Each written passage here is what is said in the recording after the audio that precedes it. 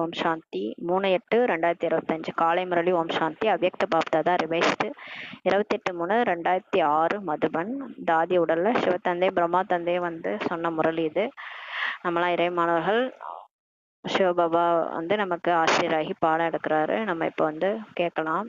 உலக ஆத்மாக்களை துக்கத்தில் இருந்து விடுவிப்பதற்காக மனசா சேவையை அதிகப்படுத்துங்கள், சம்பன்னம் சம்பூர்ணம் ஆகுங்கள்ட்டு பாபா தலைப்பு கொடுத்துருக்காங்க. இன்று அனைத்து கஜானாக்களின் மாலிக் எஜமானன் தம்முடைய நாலாபுரம் உள்ள சர்வ கஜானாக்களும் நிரம்ப பெற்ற குழந்தைகளை இப்போது பார்த்து கொண்டிருக்கின்றார். பாப்தாதா ஒவ்வொரு குழந்தையும் சர்வ கஜானாக்களின் மாலிக்காக ஆக்கியிருக்கிறார்ன்ட்டு பாபா சொல்றாங்க. நம்மள எல்லாரையும் மாலிக்கா ஆக்கியிருக்கிறார். சர்வ கஜானாக்களின் மாலிக்கா. கொடுப்பவர் ஒரே ஒருவர் மற்றும் அனைவருக்கும் ஒரே மாதிரி சர்வ கஜானாக்களையும் கொடுத்திருக்கிறான்ட்டு பாபா சொல்றாரு. சிலருக்கு குறைவாகவும் சிலருக்கு அதிகமாகவும் கொடுக்கல பாபா. ஏன்னா பாபா அளவற்ற கஜானாவுக்கு மாலிக் ஆவார். அதனால அவர் எல்லாருக்கும் அது நிறைய தான் கொடுக்குறாரு. எல்லையற்ற கஜானாவா இருக்குது. ஆகையால் ஒவ்வொரு குழந்தையும் அளவற்ற கஜானாவுக்கு மாலிக் ஆவாங்கன்னு சொல்றாரு. பாப்தாதா குழந்தைகள் அனைவருக்கும் ஒரே அளவு ஒன்று போலவே கொடுத்திருக்கிறாரு எல்லாருக்குமே. ஆனால் தாரணை செய்பவர்கள் சிலர் சர்வ கஜானாக்களையும் தாரணை செய்பவர்களா இருக்கிறாங்க. மற்றும் சிலர் தங்கள் சக்திக்கு ஏற்றவாறு தாரணை செய்யறாங்கன்ட்டு பாபா சொல்றார். சிலர் நம்பர் 1, சிலர் நம்பர் வார். யார் எவ்வளவு தாரணை செய்திருக்கிறார்களோ அவர்களின் முகத்தின் மூலம் கண்களின் மூலம் கஜானாக்களின் நஷா தெளிவாக தெரிகின்றதுன்னு சொல்றாரு. இப்போ நம்ம முரளியை படிக்கிறோம், எல்லாமே சக்தி குணங்கள்லாம் பாபாட்ட கிடைக்குது. இதை நம்ம எந்த அளவுக்கு நம்ம தாரணை பண்ணியிருக்கிறோம் வாழ்க்கையில, நம்ம முகத்துலயும் தெரியும் கண்களிலும் தெரியும்னு சொல்றாரு. அந்த போதை தெளிவா தெரியுது. எனக்கு யார் கிடைச்சிருக்கிறாங்க, இறைவனே எனக்கு கிடைச்சிருக்கிறாரு, அவர்கிட்ட எல்லாமே எனக்கு கிடைச்சிருச்சுன்னு போது அந்த முகத்திலையும் கண்கள்லயும் அந்த போதை தெரியுன்றாரு. கஜானாவினால் நிரம்பிய ஆத்மா முகத்தின் மூலம் கண்களின் மூலம் நிரம்பியவராக காணப்படுகிறார்ன்ட்டு பாபா சொல்றார். எப்படி ஸ்தூல கஜானாவை அடைகின்ற ஆத்மாவின் நடத்தை மூலம் முகத்தின் மூலம் தெரிய வருகிறது இல்லையா. இப்ப ஸ்தூலமா ஒரு பணக்காரங்க இருக்கிறாங்கன்னா அவங்களோட நடத்தையிலும் தெரியும். பணக்காரவங்களுடைய நடத்தை முகத்தை பார்த்தாலே தெரியும் அவங்க பணக்காரவங்க. அப்போது இந்த அவினாஷி கஜானாக்களின் நஷா குஷி தெளிவாக தென்படுகிறதுன்னு சொல்றாரு. எப்படி அவங்களுக்கு தெரியுதோ அந்த மாதிரி நமக்கும் இந்த அழிவற்ற கஜானாக்களின் நஷாவும் குஷியும் தெரியுன்றாரு. நிரம்பிய நிலையின் பெருமிதம் கவலையற்ற மகாராஜாவா நம்மளை ஆக்கிடுதுன்ட்டு பாபா சொல்றாரு. எங்கே ஈஸ்வரிய பெருமிதம் உள்ளதோ அங்கே கவலை இருக்கவே முடியாதுன்ட்டு பாபா சொல்றாரு. ஈஸ்வரிய பெருமிதம் இருக்குதுனாலே நான் யாரு, என்னோட அப்பா யாரு அப்படின்னு நமக்கு தெரியும் போது அங்க கவலை என்பதே இருக்காதுன்றாரு. அவர்கள் கவலையற்ற பாதுஷாவாக, கவலையற்ற ஊருக்கு மகாராஜாவாக ஆகிறாங்கன்ட்டு பாபா சொல்றாரு. ஆக ஈஸ்வரிய நிறைவின் கஜானாக்களை பெற்ற நீங்கள் அனைவரும் கவலையற்ற மகாராஜாக்கள் இல்லையான்னு சொல்லி பாபா கேட்கிறாரு. கவலையற்ற ஊருக்கு மகாராஜாக்கள் நீங்க தானே அப்படின்னு கேட்கிறாரு. நம்மள கவலை இல்லை தானே அப்படின்னு கேட்கிறாரு. அந்த அளவுக்கு கவலையற்ற ஊருக்கு மகாராஜாக்கள் தானேன்னு கேட்கறாரு. ஏதேனும் கவலை உள்ளதா அப்படின்னு கேட்கிறாரு. கவலை எதுவும் இருக்கிறதா, என்ன நடக்கும், எப்படி நடக்கும், இதை பற்றி கவலையும் இல்லைன்னு சொல்றாரு. திரிகாலதரிசி ஸ்திதியில் நிலைத்திருப்பவர்களாகிய நீங்கள் அறிவீர்கள், என்ன நடந்து கொண்டுள்ளதோ அது அனைத்தும் நல்லதுதான். இப்ப நம்ம வாழ்க்கையில என்னென்னலாம் நடக்குதோ அது எல்லாம் நல்லதுக்கு தான்றாரு. ஏன்னா நமக்கு தான் 3 காலம் தெரியும்ல. இப்ப என்ன நடந்துட்டு இருக்கு, எதிர்காலத்துல என்ன நடக்க போகுது, எல்லாமே நமக்கு தெரியும். அப்ப கவலை இல்லாம இருக்கணும்னு சொல்றாரு. எல்லாமே இப்ப நடக்கிறது நல்லதுக்கு தான். எது நடக்க இருக்கிறதோ அது இன்னும் நல்லதுன்ட்டு பாபா சொல்றாரு. ஏன்னா சர்வ சக்திவான் பாபாவின் துணைவர்கள் நீங்க எல்லாம். நம்மளாம் யாரு, பாபாவோட ரைட் ஹேண்டு லெஃப்ட் ஹேண்டா இருக்கிறோம். அவரோட துணைவர்கள் நம்ம, அவரது துணையில் இருப்பவர்கள் நம்ம தான் சொல்றாரு. நம்ம கூடவே அவர் இருக்கிறாரு, அவர் துணையில நம்ம இருக்கிறோம். ஒவ்வொருவருக்கும் நஷா உள்ளது, பெருமிதம் கூட உள்ளது. பிகே ஆனவங்க எல்லாருக்குமே போதையும் இருக்கு, பெருமிதமும் இருக்குது. பாப்தாதா சதா நமது உள்ளத்தில் இருக்கிறார் மற்றும் நாம் எப்போதும் பாபாவின் மனசிம்மாசனத்தில் இருக்கிறோம். அவர் நம்ம உள்ளத்துலதான் எப்பயும் இருக்கிறாரு, அவரோட மனசுல நம்ம இருக்கிறோம். அந்த மாதிரி நஷா உள்ளது இல்லையான்ட்டு பாபா கேட்கிறாரு. யார் மன சிம்மாசனதாரியாக இருக்கிறார்களோ அவர்களின் சங்கல்பம் மட்டும் என்ன, கனவிலும் கூட துக்கத்தினாலே கொஞ்சம் கூட படிய முடியாதுன்னு சொல்றாரு. ஏன்னா சர்வ கஜானாக்களும் நிரம்பியவர்கள் நம்மலாம். எது நிரம்பியுள்ளதோ அது தழும்புவதில்லைன்னு சொல்றாரு. யார் பாபாவுடைய மன சிம்மாசனதாரியா உட்கார்றாங்களோ அவங்க எண்ணம் மட்டும் என்ன, கனவுல கூட துக்கத்தினாலேயே வராதுன்றாரு. துக்கத்தினாலேயே வராது. ஏன்னா அவங்க நிரம்பி இருக்கிறாங்களே, நிறை குடம் தழும்புவதில்லைன்னு வாங்கலாம், அந்த மாதிரி நிறைஞ்சு இருக்கிறாங்க சர்வ கஜானாக்களும். அப்ப அவங்க கனவுல கூட அந்த துக்கத்தின் அலைகள் வராதுன்றாரு. ஆக நாலாபுறம் உள்ள குழந்தைகளின் நிரம்பிய தன்மையை பார்த்து கொண்டிருந்தார் பாபா. ஒவ்வொருவரின் சேமிப்பு கணக்கையும் பாப்தாதா சோதிச்சு பார்த்தார். கஜானாவோ அளவற்றதாக கிடைச்சிருக்குது. ஆனால் என்ன கிடைத்ததோ அந்த கஜானாவை காரியத்தில் ஈடுபடுத்தி காலி செய்து விட்டனரா அல்லது கிடைத்துள்ள கஜானாவை காரியத்தில் ஈடுபடுத்தி அதிகப்படுத்தவும் செய்திருக்கிறாங்களா அப்படின்ட்டு பாபா பாக்குறாரு. பாபா எல்லாரும் நிரம்பி இருக்கிறாங்களான்னு பாக்குறாரு. ஆனா அவங்க என்னென்ன சேமிப்பு கணக்க பாக்குறாரு. நம்ம எந்த அளவுக்கு நம்ம முரளியை வந்து கேட்டிருக்கிறோம், எந்த அளவுக்கு ஞானம் வந்து ஸ்டோர் ஆயிருக்கு, எந்த அளவுக்கு குணம் சக்தி எல்லாம் ஸ்டோர் ஆயிருக்குன்னு அந்த சேமிப்பு கணக்க பாக்குறாரு. கஜானா அவர்கிட்ட அவ்வளோ இருக்குது. அது ஆனா என்ன கிடைச்சதோ அந்த கஜானாவை காரியத்துல ஈடுபடுத்தி காலி செஞ்சுட்டாங்களா இல்ல அதை அப்படியே காரியத்துல ஈடுபடுத்தி அதிகப்படுத்தவும் செஞ்சிருக்கிறாங்களான்னு பாக்குறாரு. நமக்கு கிடைச்சத நம்ம வந்து மற்றவங்களுக்காக பயன்படுத்துறோமா இல்ல நம்ம பயன்படுத்தி காலி பண்ணிட்டோமா அப்படின்னு பாக்குறாரு. எத்தனை சதவிகிதத்தில் ஒவ்வொருவரின் கணக்கில் சேமிப்பாகியிருக்கிறது பாபா எல்லாரையும் பாக்குறாரு. ஏனென்றால் இந்த கஜானா இந்த சமயத்திற்காக மட்டுமில்லை, இந்த கஜானா வருங்காலத்திலும் உடன் செல்லக்கூடியதாகும்ட்டு சொல்றாரு. இப்ப நமக்கு இப்ப அழிவற்ற கஜானா கிடைச்சிட்டு இருக்குல்ல, இந்த சக்திகள் குணங்கள் ஞானம் எல்லாமே இங்கே மட்டும் கிடையாது, எதிர்காலத்துல நமக்கு உதவக்கூடியது எல்லாமே நம்ம கூடவே வரக்கூடியதுன்றாரு. சேமிக்கப்பட்டதுதான் உடன் செல்லும் இல்லையா. ஆக சதவீதத்தை பார்த்து கொண்டிருந்தார் பாபா. இப்ப என்ன பார்த்தார்னா, சேவையோ எல்லா குழந்தைகளும் தங்கள் சக்திக்கு ஏற்றவாறு செய்துட்டு இருக்கிறாங்க. ஆனால் சேவைக்கான பலன் சேமிப்பாவதில் வித்தியாசம் ஏற்பட்டு விடுகிறதுன்ட்டு பாபா சொல்றாரு. எல்லாரும் தான் வந்து சேவை செய்யறாங்க. ஆனா அதோட பலன் வந்து சேமிப்பாக மாட்டுது. ஏன் சேமிப்பாக மாட்டுது? அதுல வித்தியாசம் வருது. சேவை செய்யறோம், ஆனா அதுல திருப்தி இருக்குதா? அந்த திருப்தி இல்லை அப்படின்னும் போது அந்த பலன் சேமிப்பாகாது. அநேக குழந்தைகளின் சேமிப்பு கணக்கை பாபா பார்த்தார். சேவை அதிகம் செய்யறாங்க, ஆனா சேவை செய்வதற்கான பலன் சேமிப்பானதா இல்லையா? அவர்களின் அடையாளம் என்னவாக இருக்கும்? இப்ப சேவையோட பலன் சேமிப்பா இருந்ததுன்னா அவங்க பார்க்கறதுக்கு எப்படி இருப்பாங்க? சேவை எதுவாகவும் இருக்கலாம், மனசா சேவையா கூட இருக்கலாம். சேவைய 4 வகை இருக்குல்ல. சுய சேவை மாதிரி நம்மளை மாத்திக்கணும். எங்க இருந்தாலும் நம்ம நல்ல வைப்ரேஷனோட வாயுமண்டலத்தை மாத்தணும். இன்னொன்னு மனசா சேவை, மனதின் மூலமாக சேவை செய்யறது. இன்னொன்னு வாய் மூலமா ஞானத்தை சொல்றது.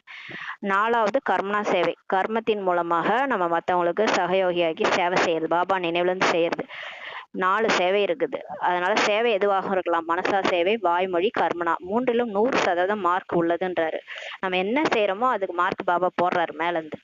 3லும் 100 மார்க், 3லும் 100 சேவையோ செய்தீர்கள். ஆனால் சேவை செய்யும் போது அல்லது சேவை செய்த பிறகு சுயம் தனது மனதில் தனக்குத்தான் திருப்தியாக இருக்கிறீர்கள்.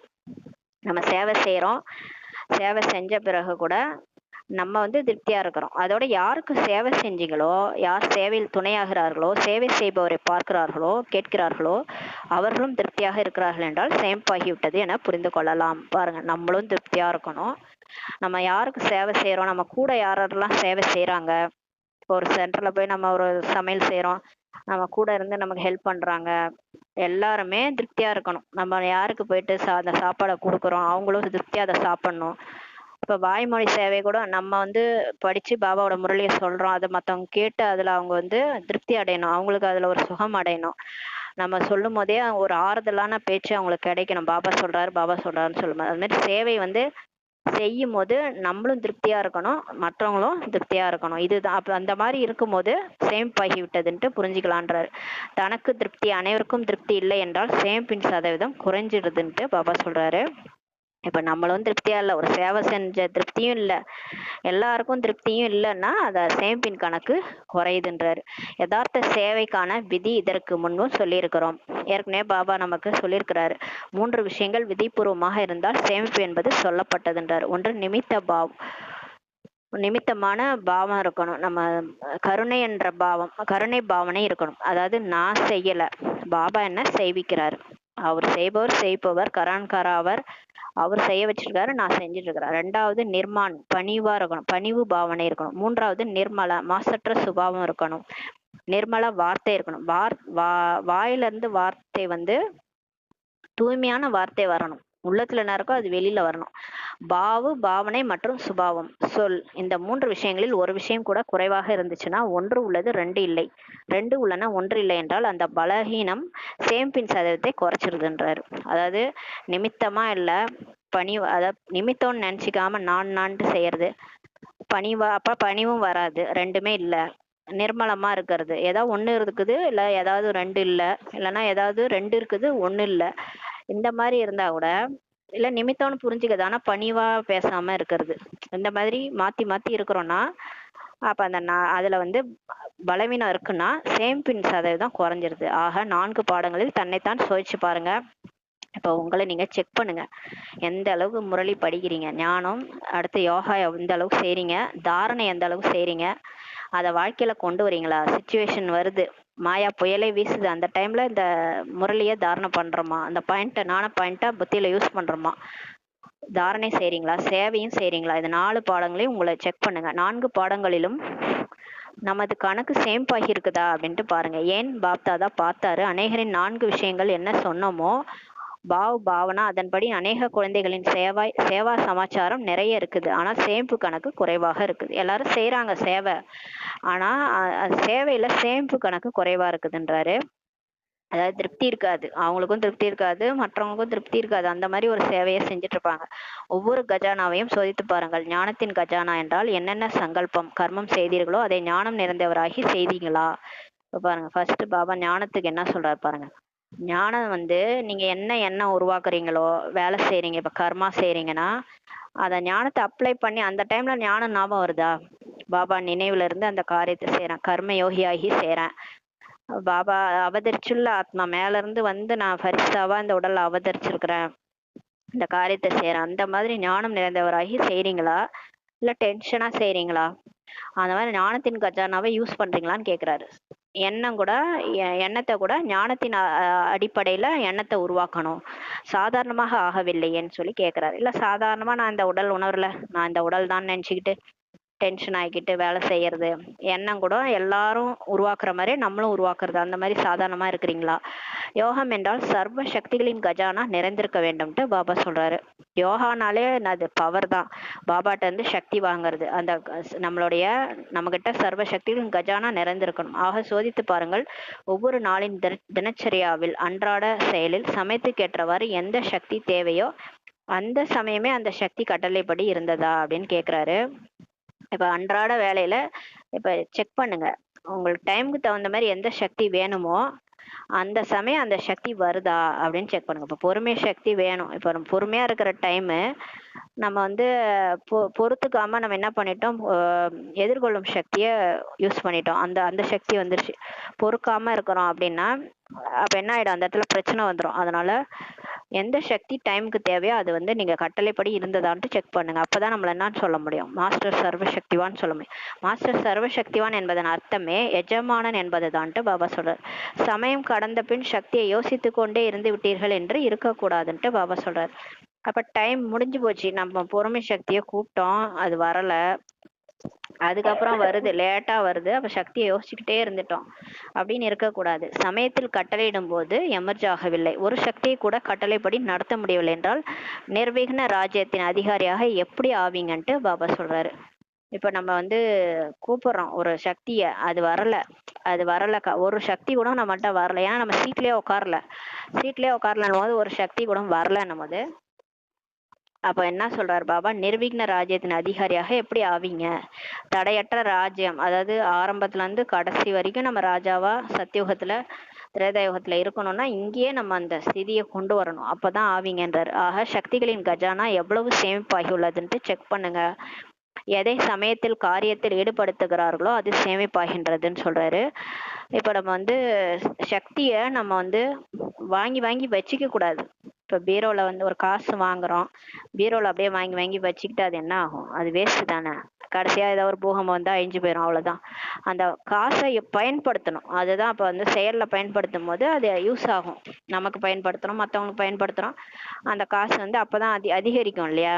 அது அந்த மாதிரி இல்லாம நம்ம வாங்கி வாங்கி வச்சுக்கணும்னா அது அப்படியே தான் இருக்கும், வேஸ்டா இருக்கும். அந்த மாதிரி சக்திகளை நான் பாபாட்ட வாங்குறேன் வாங்குறேன் வாங்குறேன் வாங்கி வாங்கி நமக்குள்ளரே வச்சுக்க கூடாது. அதை வந்து சமயத்துல பயன்படுத்தணும், காரியத்துல பயன்படுத்தணும், அப்பதான் அந்த சக்தி சேமிப்பாகுதுன்றாரு.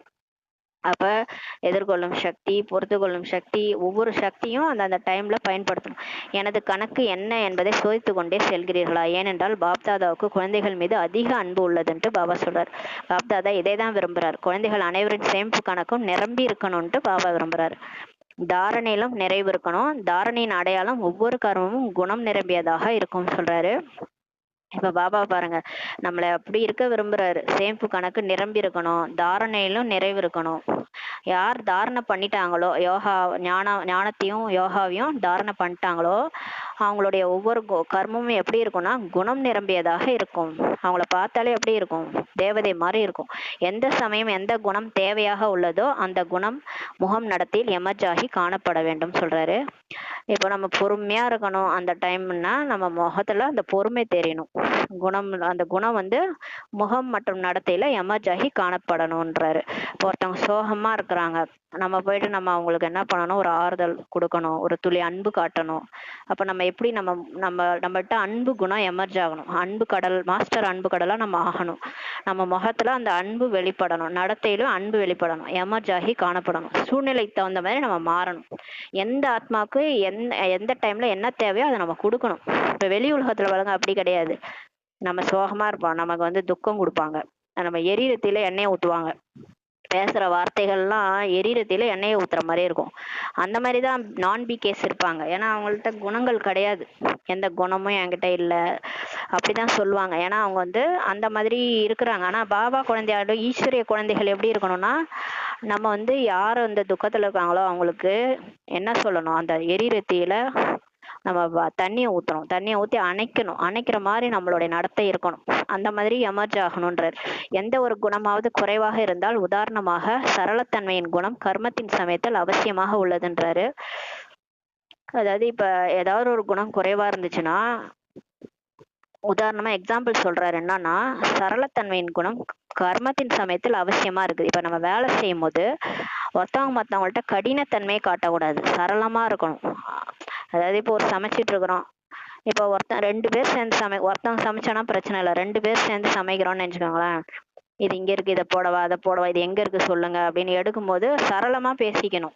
ஒரு கடினமா மூஞ்சி வச்சிருந்தோன்னா அவங்க பயப்படுவாங்க பக்கத்துல இருக்கவங்கள்ட்ட பேசுறதுக்கு. அதனால சரளமா இருக்கணும். வேலை செய்யும் போது கர்மத்தின் சமயத்துல சரளமாக இருக்கணும், இனிமையின் அவசியம் உள்ளதுன்றாரு. அப்ப அந்த குணம் எமர்ஜ் ஆகணும் நம்மள்ட்ட இருந்து. அப்பதான் நம்ம கூட சேர்ந்து செய்யறவங்களுக்கு ஈஸியா இருக்கும். அது மாதிரி சொல்றாரு. வார்த்தையிலோ கர்மத்திலோ சரளத்தன்மை வேணும். இனிமைத்தன்மைக்கு பதிலாக கொஞ்சமாவது ஆவேசத்தன்மை வருகிறது, அல்லது களைப்பின் காரணத்தினால் வார்த்தை இனிமையாக இல்லை, முகம் இனிமையாக இல்லை, சீரியஸாக உள்ளதென்றால் குணம் நிறைவாக இல்லை என சொல்வார்கள் இல்லையா? கரெக்டு தானே? இப்ப என்ன சொல்லுவாங்க, நம்மளோட வார்த்தையில சரளத்தன்மை இனிமைத்தன்மை வர்றதுக்கு பதிலா என்னவாயிடுது, சில டைம்ல கோபம் வந்துடுது, கடுப்பாயிடுது. ஒரு ஒரு 2-3 தடவை கேக்குறாங்கன்னா எத்தனை தடவை தான் சொல்றது அப்படின்ட்டு ஒரு ஆவேசம் வந்துருது. அப்புறம் களைப்பு வந்துருது. களைப்பின் காரணத்தினால நம்மளே ஏற்கனவே வேலையா டென்ஷனா இருப்போம். அந்த டைம்ல வந்து 4 பேர் நம்மள இதுவா அதுவான்னு கேட்டாங்கன்னா நம்ம இன்னும் என்ன ஆகும்? டென்ஷன் ஆயிடுவோம். அப்ப என்ன ஆயிடும்? டென்ஷன் ஆகி வார்த்தையில இனிமையாகவே இல்லை, முகமும் எப்படி சீரியஸா ஆயிடுது, இனிமையாக இல்லைன்னா நம்மள என்ன சொல்லுவாங்க? அப்ப நம்ம கிட்ட அந்த குணம் வந்து நிறைவா இல்லை, அந்த அன்பு கடல்ன்றது வரல, இன்னும் வந்து நம்ம அன்பு நிறைஞ்சவங்களாம் மாறலன்னு அர்த்தம். அப்ப நம்ம தெரிஞ்சுக்கலாம் நம்மளுடைய கஜானா சேமிப்பாகல, நம்ம கிட்ட இன்னுமே அந்த விகார குணம் போகலைன்னா நம்ம பாபா கிட்ட இருந்து இன்னும் அந்த அன்பு கடல்ல மூழ்கி அன்பு சக்தியை வாங்கலைன்னு அர்த்தம். அதனால குணம் நிறைவாக இல்லைன்னா சொல்வார்கள் இல்லையா? எத்தகைய சூழ்நிலையாக இருந்தாலும் எனது குணம் எனது குணமாக எமர்ஜ் ஆக வேண்டும்ட்டு சொல்றாரு. பாபா சொல்றாரு பாருங்க, ஒரு கஷ்ட காலத்துல கூட நமக்கு எரிச்சலா இருக்கும், டென்ஷனா இருக்கும். அந்த டைம்ல வந்து ஒருத்தவங்க நமக்கு பிடிக்காத வார்த்தையை கூட பேசுவாங்க. இந்த மாதிரி எனக்கு நான் துக்கமா இருக்கிறேன், இந்த சூழ்நிலையில நீ எனக்கு இந்த வார்த்தையை பேசுறேன்ட்டு நம்ம அப்ப கூட டென்ஷன் ஆகக்கூடாது. டென்ஷன் ஆகாம நம்ம குணம் என்ன, என்னுடைய குணம் என்னமோ அதுதான் எனக்கு எமர்ஜ் ஆகணும். நீங்க தேவதை தானே, யார் என்னவா இருந்தாலும் நீங்க பொறுத்துட்டு போகணுன்றாரு பாபா. அப்பதான் நீங்க தேவதையாக முடியும். அதுக்குன்னே ஒரு டெஸ்ட் பேப்பர் அனுப்பி விடுவாரு, வேணும்னே நம்ம கிட்ட பேசுறதுக்குன்னு ஒருத்தவங்களை அனுப்பிச்சு விடுவாரு. நம்ம வந்து ஏற்கனவே துக்கமா தான் இருப்போம். நம்ம சூழ்நிலை எப்படி இருக்கும்னா, பிகேஎஸ்க்கு கணக்கு வழக்கு முடியுது, கணக்கு வழக்கு முடியறதுனால நம்மளுடைய துக்கமான சூழ்நிலை தான் எமர்ஜ் ஆகும். அப்ப வந்து என்ன ஆகுதுன்னா, நம்மளுடைய பாபா டெஸ்ட் பேப்பர் என்ன பாப்பாருன்னா, நீ இந்த சூழ்நிலையிலயும் நீ அன்பா இருக்கிறியா தேவதை மாதிரி அப்படின்னு நம்மள செக் பண்ணுவாரு. அதுக்குதான் அந்த டெஸ்ட் பேப்பரே அனுப்பி விடுறாரு. அப்ப உங்களுக்கு என்ன குணம் வந்து உங்களுக்கு இருக்கோ அதுதான் உங்களுக்கு எமர்ஜ் ஆகணும். அப்பதான் நீங்க சொர்க்கத்துல போய் தேவதை ஆக முடியும். இப்போது சுருக்கமாக சொல்லி கொண்டிருக்கிறோம்ட்டு சொல்றாரு. இப்ப இதெல்லாம் கொஞ்சமா சொல்லிட்டு இருக்கிறாராம். இதை எலாபரேட்டா சொன்னா அதிக நேரம் வருமா பாபா சொல்றாரு. அது போலவே சேவையில் சேவாதாரியின் அனைத்திலும் நல்ல அடையாளம், தானும் சதா லேசாக இருக்கணும், லைட்டாக இருக்கணும் மற்றும் மலர்ந்த முகத்துடன் காணப்படுவார்கள்ன்றாரு. சொல்றாரு பாபா. அனைத்திலும் நல்ல அடையாளம் என்னன்னா, சேவையில சேவாதாரின் நல்ல அடையாளம் என்னன்னா, சேவை செய்யும் போது நமக்கு சேவையில தான் மாயாவே வரும். பாபா சொல்றாரு பாருங்க, சேவை செய்யும் போது எல்லாத்துலயும் நல்ல அடையாளம் என்னன்னா, நம்மளும் லேசா இருக்கணும், லைட்டா இருக்கணும், மலர்ந்த முகத்துடன் காணப்படணும்ன்றாரு. சேவையின் பலன் குஷியாகும். யார் சேவை பண்றாங்களோ அவங்களுக்கு குஷி தானா வரும். சேவை செய்யும் போது குஷி மறைந்து விடுகிறது என்றால் சேவையின் கணக்கு சேமிப்பாவதில்லை என்றார். இப்ப நம்ம சேவை செய்யறோம், ஒருத்தவங்களை போய் ஞானம் சொல்றோம், அவங்க புரிஞ்சிக்கவே இல்லை. ஆனா புரிய வைக்கணும். நம்ம ஆத்ம உணர்வுல இருந்து நம்ம அவங்க நெற்றிப்புறத்தை பார்த்து ஆத்மான்ட்டு புரிஞ்சுட்டு அவங்களுக்கு சேவை செய்யணும். நம்ம சொல்ற பாயிண்ட்டையும் நான் அவங்களுக்கு வந்து தைக்கணும். புரிஞ்சிச்சுன்னா அவங்களுக்கு புரிஞ்சிடும். சப்போஸ் புரியலன்னா அவங்க நமக்கு பாபா தான் சொல்லியிருக்காருல்ல, எல்லாரும் இந்த ஞானத்தை புரிஞ்சுக்க மாட்டாங்க, துவாபரகத்துல இருந்து வர்றவங்களா இருப்பாங்க, பக்தர்களா இருப்பாங்க. அதனால அத அந்த பாயிண்ட் எமர்ஜ் ஆகணும். அப்ப வந்து இவங்க புரிஞ்சுக்கலையா, சரி இவங்க அந்த மாதிரி கேட்டகரி பாபா சொல்லியிருக்காரு, சரி நம்ம சொல்ல வேண்டிய ஞானத்தை மட்டும் சொல்லிடலாம், நீங்க ஆத்மான்னு புரிஞ்சு பரமாத்மாவை நினைங்க, பாவம் அழிஞ்சிரும் அப்படின்னு சொல்லி அவங்களுக்கு எந்த ஒரு தர்மத்தை சேர்ந்தவங்களா இருந்தாலும் நம்ம சொல்லிட்டு வந்துடணும். அப்படி சொல்லும் போது நமக்கு குஷி நிரம்பிடும் நமக்குள்ளார. சப்போஸ் குஷி நிரம்பல, டென்ஷன் ஆகுறோம், என்ன நம்ம இவ்வளவு சொல்லி இவங்க கேட்க மாட்டாங்க, இவங்கெல்லாம் இப்படிதான் அப்படி இப்படின்னு நினைச்சிட்டு இருந்தோம்னா நமக்கு என்ன ஆயிடும், குஷி மறைஞ்சிடும், குஷியே இருக்காது, குஷியின் கணக்கு சேமிப்பாகாதுன்றாரு. சேவையோட கணக்கும் சேமிப்பாகாது.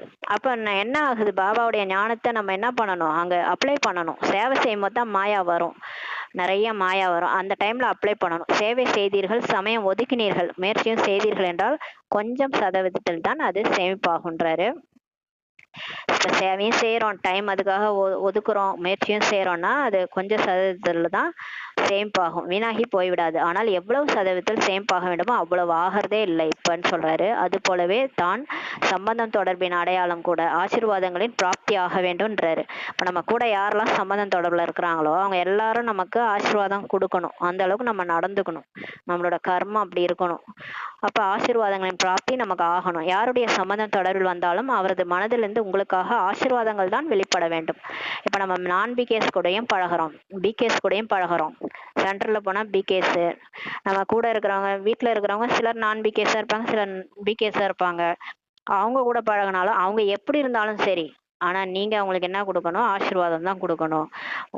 அவரது மனதுல இருந்து அதே மாதிரி நம்ம ஆசீர்வாதம் கொடுக்கும்போது அவங்களுக்கு நம்ம நல்லா நடந்துக்கும் போது, அவங்கள்ட்ட நல்லா பேசும்போது, கர்மத்திலயும் நல்லா நடந்துக்கும் போது அவங்களோட மனசுல இருந்து உங்களுக்காக என்ன வரணும், நல்லா இருக்கட்டும், இவங்க நல்லவங்க, இவங்கள்ட்ட கிட்டக்க வந்தாலே நல்ல ஒரு வைப்ரேஷன் வருது அப்படின்ட்டு நம்ம கிட்டக்க வந்து அவங்க பேசணும். அந்த மாதிரி நம்மள்ட்ட இருந்து அவங்களுக்கு ஆசீர்வாதம் போனா அவங்கள்ட்ட இருந்து நமக்காக நல்ல ஆசீர்வாதங்கள் தான் வெளிப்படணும். மிக நன்று, வெறுமனே வெளிப்புறமாக இல்லை, மனதிலிருந்து வெளிப்படணும்ன்றாரு. சிலர் வாய் வார்த்தையா சொல்லுவாங்க, பரவாயில்லைங்க நீங்க வந்தது நல்லா இருக்கு அப்படின்னு சும்மா வெளியில சொல்லுவாங்க, ஆனா மனசுக்குள்ளார வேற மாதிரி நினைச்சிட்டு இருப்பாங்க. அந்த மாதிரி இருக்கக்கூடாது, மனசுல இருந்து வெளிப்படணும். ஆசீர்வாதம் நமக்கு அவங்க செலுத்தணும், மனதில இருந்து ஆசீர்வாதங்கள் வெளிப்படணும். மற்றும் ஆசீர்வாதங்கள் கிடைத்தால் அது மிக சகஜ புருஷார்த்தத்துக்கான சாதனமாகும்ன்றாரு. பாருங்களேன், எதுவுமே உங்களுக்கு ஞாபகம் இல்ல, பாபா சொன்ன ஞானம் எல்லாமே மறந்து போச்சுன்னா கூட இந்த 2 வார்த்தையை மட்டும் பாபா வந்து ஞாபகப்படுத்தி சொல்லியிருக்காரு. என்ன சொல்லியிருக்காருன்னா, ஆசீர்வாதம் கொடுங்க, ஆசீர்வாதம் எடுங்க. இதைதான் சொல்லியிருக்காரு பாபா. அதே மாதிரி மண்மனா பாபா, தன்னை ஆத்மான்னு புரிஞ்சுட்டு பாபாவை நினைக்கணும். இந்த 2 தான் சகஜ புருஷார்த்தம். இது 2 தான் நம்ம கடைசியில நம்ம ஆத்மான்றது அந்த உணர்வு வந்துடணும். இன்னொன்னு, எல்லாரும் ஆத்மா. நீங்க வெளியில போறீங்க, வெளியில வந்து நீங்க முஸ்லீம் நண்பர்களை சந்திப்பீங்க, கிறிஸ்டின் நண்பர்கள் எல்லாருமே வருவாங்க. எல்லாரையும் பார்க்கும்போது உங்களுக்கு என்ன தோணுது, இவங்க என்னுடைய சகோதர ஆத்மா, இவங்களுக்காகவும் நான் நல்ல வைப்ரேஷன் கொடுக்கணும். அவங்க எப்பேற்பட்டவங்களா இருந்தாலும் எல்லாருக்காகவும் நம்ம சகோதர ஆத்மாக்களுக்கு அந்த ஆசீர்வாதத்தை நம்ம கொடுக்கணும். அப்படி கொடுக்கும் போது அவங்கள்ட்ட இருந்து நமக்கு ரிட்டர்ன் கிடைக்கும். இது நமக்கு வந்து 2500 வருஷ பழக்க வழக்கம். 2500 வருஷமா நம்ம எல்லா ஆத்மாக்களோடையும் பழகிட்டு இருக்கிறோம். அதாவது நம்ம தர்மத்தினுடைய ஆத்மாக்கள் நம்ம கூடவே இருப்பாங்க, பக்தர்களும் இருப்பாங்க. அது மட்டும் இல்லாம துவாபரயுகத்துல இருந்து வந்த மற்ற தர்மத்தினுடைய ஆத்மாக்களும், ஹிந்து, முஸ்லிம்ஸ், கிறிஸ்டின்ஸ் எல்லாரு கூடயும் நம்ம பழக்கம் இருக்கும். எல்லாருக்காகவும் ஆசீர்வாதம் நம்ம கொடுத்துட்டே இருக்கணும். அதுதான் மிக சகஜ புருஷார்த்தத்தின் சாதனமாகுன்றாரு. சொற்பொழிவு செய்யாதிருக்கலாம். சிலர் வந்து சொற்பொழிவு எல்லாம் செய்ய மாட்டாங்க, பிகேஸ் அப்படி இருந்தாலும் பரவாயில்ல. மனசா சேவையும் கூட அவ்வளவு சக்திசாலியாக இல்லாதிருக்கலாம். சரி, நீங்க மனசா சேவையை கூட செய்யாதவங்களா கூட இருக்கலாம். ஏதாவது புது புது பிளான்கள் உருவாக்க வராதிருக்கலாம். உங்களுக்கு அதெல்லாம் கூட இப்ப புது புது பிளான் உருவாக்கி சேவை செய்ய முடியல. அது கூட வராதிருக்கலாம். அதனால் பரவாயில்லைன்ட்டு பாபா சொல்றாரு. அது கூட பரவாயில்லன்ட்டாரு பாபா. என்னால கிளாஸ் எடுக்க முடியல, என்னால மனசா சேவை கூட செய்ய முடியல, என்னால புது புது பிளான் எல்லாம் உருவாக்க தெரியல அப்படின்னாலும் பரவாயில்ல. பாபா என்ன சொல்றாரு பாருங்க, அனைத்திலும் சகஜமான புருஷார்த்தத்திற்கான சாதனம் என்னன்னு சொல்றாரு பாருங்க, ஆசீர்வாதத்தை பெறுங்கள், ஆசீர்வாதத்தை கொடுங்கள். இதுதான் முக்கியமான பாயிண்ட் இன்னைக்கு முரளில. நம்ம பிளஸ்ஸிங் நம்ம மனசுல இருந்து எந்த ஒரு ஆத்மாவுக்காகவும் ஆசீர்வாதங்கள் தான் போகணும். நல்லா இருக்கட்டும், எல்லாரும் நல்லா இருக்கட்டும், வாழற வரைக்கும் எல்லாரும் நல்லா இருக்கட்டும். அவங்க கடவுள்கிட்ட போகணும், அவங்களுக்கு கடவுளுடைய அறிமுகம் கிடைக்கணும். கடைசியா எல்லாரும் கடவுள்கிட்ட போகணும், முக்தி ஜீவன் முக்தி அடையணும். அது எந்த ஒரு ஆத்மாவா இருந்தாலும் அந்த நல்லதே நினைங்க, நல்லதே உங்களுக்கு கிடைக்கும். துக்கம் எடுக்காதீங்க, துக்கம் கொடுக்காதீங்க. இதுதான் பாபா சொல்றாரு. ஆசீர்வாதத்தை பெறுங்கள், ஆசீர்வாதத்தை கொடுங்கள். யார் என்ன கொடுத்தாலும் அதை எடுக்காதீங்கன்றாரு. அவங்க ஆசீர்வாதம் கொடுப்பாங்க, அதை எடுத்துக்கங்க. துக்கம் கொடுக்குறாங்கன்னா அதை எடுக்காதீங்க. இது போல பாப்தாதா அநேக குழந்தைகளின் மனசங்கல்பங்களை இப்ப ரீட் செய்கிறார். அநேக குழந்தைகள் சமயத்தின் அனுசாரம் சொல்றாங்க. யாராவது தீய காரியம் செய்கிறார்கள் என்றால் அவர்களுக்கு எப்படி ஆசீர்வாதம் கொடுப்பது? இப்ப நிறைய பேர் பாபாட்ட கேக்குறாங்க. டைம் அனுசாரம் நம்ம போய் நல்லதுதான் செய்யறோம், அந்த நல்லது செய்யறவங்களே நமக்கு என்ன பண்றாங்க, தீயதுதான் செய்யறாங்க இல்லையா? நம்ம உட்கார்ந்து இருக்கிற சீட்லயே வெடிகுண்டு வைக்கிறவங்களும் இருக்கிறாங்க. நம்ம நல்லா இருக்கக்கூடாதுன்னு நினைக்கிறவங்களும் இருக்கிறாங்க. அந்த மாதிரி இருக்கிறவங்க தான் கூட இருப்பாங்க இல்லையா? சிலர் நிறைய பேர் அது மாதிரி இருக்கிறாங்க. அது நம்ம நல்லா இருந்தாலே பொறுக்காது, நம்ம சிரிச்சா கூட சில பேருக்கு பிடிக்காது. அந்த மாதிரி இருக்கிறவங்களும் இருக்கிறாங்க. அதனால கேக்குறாங்க பாபா கிட்ட, தீய காரியம் யாராவது செய்யறாங்கன்னா அவங்களுக்கு எப்படி நாங்க ஆசீர்வாதம் கொடுக்கறது பாபா? இந்த மாதிரி இருக்கிறாங்க, அதை பார்த்தால் கோபம் வருகிறது இல்லையா அப்படின்ட்டு சொல்றாங்க. ஆசீர்வாதங்கள் எப்படி கொடுப்போம்ட்டு பாபாட்ட கேக்குறாங்க. பிறகு கோபத்தின் குழந்தை குட்டிகளோ அநேகம் உண்டு இல்லையா? ஆனால் அவர் தீய காரியம் செய்தார், அவர் கெட்டவர். பாபா சொல்றாரு இத. அவங்க தீய காரியம் செய்யறாங்க, அவங்க கெட்டவங்க. நீங்கள் அவர் கெட்டவர் என சரியாகவே புரிஞ்சிருக்கிறீங்க. நம்ம புரிஞ்சுக்கிட்டோம் இல்லையா? நமக்கு தான் நிர்ணயிக்கும் சக்தி இருக்கு. யார் யார் கெட்டவங்க நல்லவங்க எல்லாமே நம்மளால படிக்க முடியும். இப்ப பிக் ஆயிட்டு நமக்கு தெரியும், வைப்ரேஷன் வச்சே கண்டுபிடிச்சிருவோம். இந்த நிர்ணயத்தையும் நன்றாக செய்தீர்கள். கண்டுபிடிச்சிட்டீங்க அவங்க கெட்டவங்கன்ட்டு, பரவாயில்லன்றாரு. நன்றாக புரிஞ்சுக்கிட்டீங்க. ஆனால் புரிவது என்பது ஒன்று, இன்னொன்று அவரது கெட்ட காரியம் கெட்ட பேச்சுகளை தனது மனத்தில் நிறைத்துக் கொள்வது, புரிந்து கொள்வது மற்றும் நிறைத்துக் கொள்வதில் வித்தியாசமாகிறதுன்றாரு. நீங்க அதெல்லாம் புரிஞ்சுக்கிறீங்க, ரைட்டு தான், கெட்டவங்க சரி அதை விடுங்க, அது பரவாயில்ல. புரிவது புரிவது நன்றாக புரிஞ்சுக்கிட்டீங்க. ஆனா புரிவது என்பது ஒன்று, புரிஞ்சுக்கிறது கரெக்ட் தான். ஏன்னா நல்லவங்க கெட்டவங்க யாருன்னு புரிஞ்சுக்கணும் இல்லையா? அப்புறம் ஏமாந்துருவோம். இப்ப யாரோ கெட்டவங்களா கூட இருந்தா பரவாயில்ல, பாபா ஆசீர்வாதம் கொடுக்க சொன்னாரு அப்படின்ட்டு அவங்கள்ட்ட போய் நல்லா பேசுறது அப்படின்னா நம்மளே ஏமாத்திட்டு போயிடுவாங்க. அந்த மாதிரி இருக்கிறவங்களும் இருக்கிறாங்க. சரி, ஆனா அதை மனசுல வச்சுக்காதீங்கன்றாரு, அவ்வளவுதான். அவங்க கெட்ட காரியம், அவங்களோட கெட்ட பேச்சுகளை உங்க மனசுல ஏன் வச்சுக்கிறீங்க? ஒரு குப்பையை எடுத்து போயிட்டு யாராவது வீட்டுல வச்சுக்குவாங்களா? குப்பையை நம்ம டஸ்ட்பின்ல தான் போடுவோம் இல்லையா? கெட்ட பொருளை நம்ம டஸ்ட்பின்ல, தேவையில்லாத பொருளை டஸ்ட்பின்ல போட்டுருவோம், கொண்டு போய் வெளியில கொட்டுவோம். குப்பையை எடுத்துட்டு போய் நம்ம வீட்டுல நிறைச்சு வச்சிருப்போம், ஒரு குப்பையே கொண்டு போய் வெளியில தான் கொட்டுவோம். அப்ப ஒரு கெட்டு போன பொருள், ஒரு கெட்டு போன பாயாசம், கெட்டு போனதெல்லாம் என்ன பண்ணுவோம்? குப்பையில போட்டுருவோம். அதை போய் நம்ம சாப்பிடுவோமா? நம்ம சாப்பிட மாட்டோம், உடம்புக்கே அது கெடுதல்னு தெரியும். அதே மாதிரி ஒருத்தவங்களுடைய கெட்ட விஷயங்கள்ன்றது கெட்டு போன பொருள் மாதிரி. அதை நம்ம ஏன் அது மனசுல சாப்பாடா கொடுக்கணும்? மனசுல முரளி மட்டும்தான் இருக்கணும். மனசுல அந்த கெட்ட காரியம் கெட்ட பேச்சுகள் எல்லாம் வச்சுக்க கூடாது. புரிஞ்சுக்கிறது மற்றும் நிறைத்துக் கொள்வதில் வித்தியாசம் ஆகிறதுன்றாரு. நீங்கள் புத்திசாலி என்றால் புத்திசாலி ஏதேனும் கெட்ட பொருளை தம்மிடம் வைத்துக் கொள்வாரான்னு சொல்லி கேட்கிறாரு. அதேதான் பாபாவும் கேட்கிறாரு.